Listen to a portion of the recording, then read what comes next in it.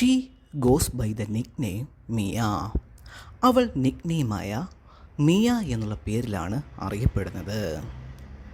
നമ്മൾ നമ്മളുടെ ഒറിജിനൽ പേരിൽ നിന്നും യഥാർത്ഥ പേരിൽ നിന്നും വേറൊരു പേരിൽ അറിയപ്പെടുകയാണെങ്കിൽ നമ്മൾ ഗോ ബൈ യൂസ് ചെയ്ത് സംസാരിക്കാറുണ്ട്. She goes by the nickname Mia. അവൾ മീ എന്നുള്ള പേരിലാണ് അറിയപ്പെടുന്നത്. അവൾക്ക് വേറൊരു പേരുണ്ട്, പക്ഷേ മിയ എന്നുള്ള പേരിലാണ് ഇപ്പോൾ അറിയപ്പെടുന്നത്. She goes by the nickname Mia. I go by Joseph. ഞാൻ ജോസഫ് എന്നുള്ള പേരിലാണ് അറിയപ്പെടുന്നത്. എനിക്ക് വേറൊരു പേരുണ്ട്, പക്ഷേ ഞാനിപ്പോൾ ജോസഫ് എന്നുള്ള പേരിലാണ് അറിയപ്പെടുന്നത്. I go by Joseph.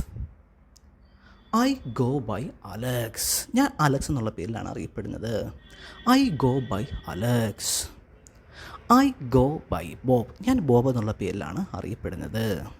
I go by